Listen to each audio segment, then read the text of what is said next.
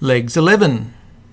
Unit 11 it is, as we start to wind down towards the end of this course.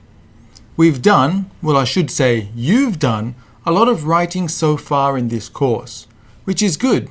It is a writing course.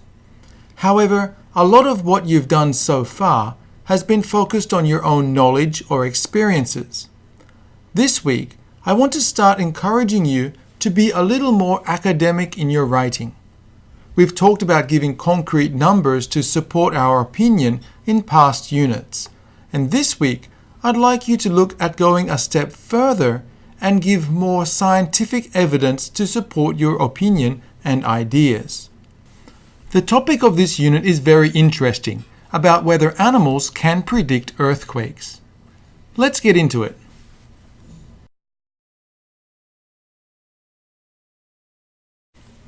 There are no major changes in the schedule for this unit. I'm going to give you another hint for the Dictogloss we'll do during class and a guide to watch an interesting video related to this topic. We'll have a look at a summary of the structure and see how it works within the text. After a quick reminder about your homework, we'll finish this video by looking at the writing topic for this week.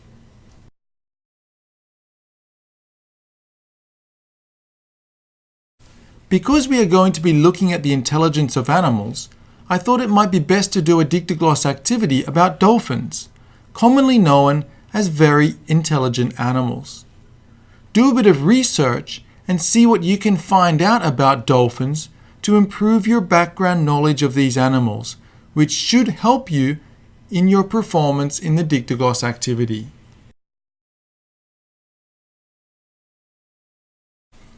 I often say that background knowledge, what is also known as schema or the plural schemata, is vital for improving your language and communication skills.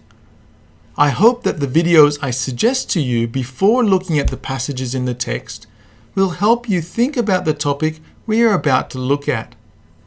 This week, I'd like you to watch a short video showing what seems to be a dog predicting an earthquake. Start at YouTube and search "Dogs are incredible, dog senses earthquake." The thumbnail will look something like this.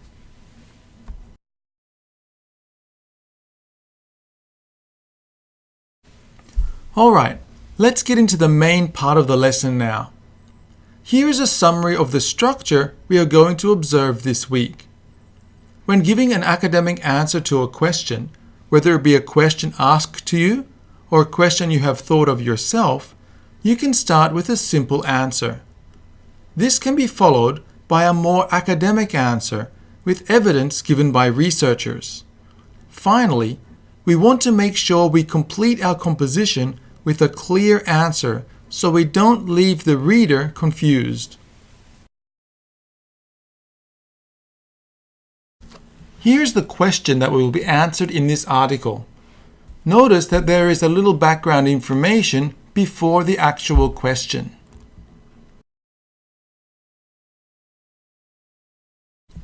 So we start with a basic answer. The writer is giving some evidence from history. In pink here, we see that the basic answer to the question is yes, and that is based on people's observations. This is supported by some examples. In green here, we see some modern examples of animals often used as pets. Then in blue, we have more examples, this time with animals that are not so common as pets. Again, as we have discussed throughout this course, examples really give strong support to your opinion, and the same goes for here, where the writer is giving examples to support his or her answer.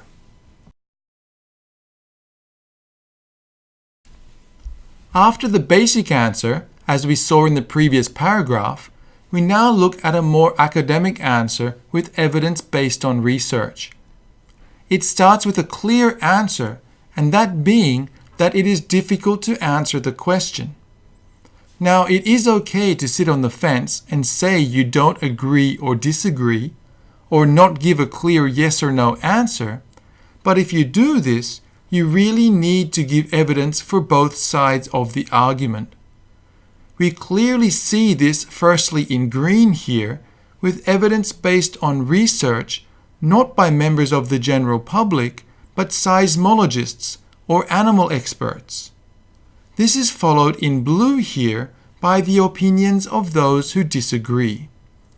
Although we don't see words like expert or research, we can see the use of records, suggesting some kind of research has been conducted. Finally, we have a conclusion, which starts again with a clear answer. Because the clear answer is, we aren't sure, the writer gives a summary in blue here of both sides of the argument. Also, as we all like to see a strong conclusion to finish a composition, there is a short discussion of what needs to be done in order to provide a more concrete answer to this question in the future. You have quite a bit of homework this week, so make sure you are on top of that and have it handed in well before the deadline.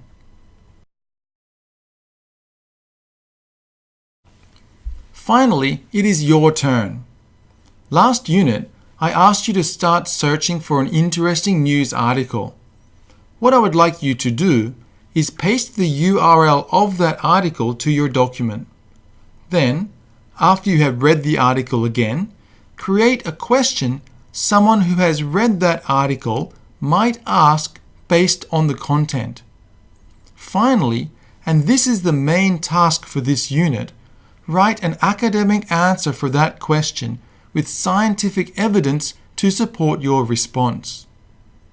This risk writing topic is a little difficult, so give yourself plenty of time to prepare and make sure you have chosen a good article to make your response easier to write.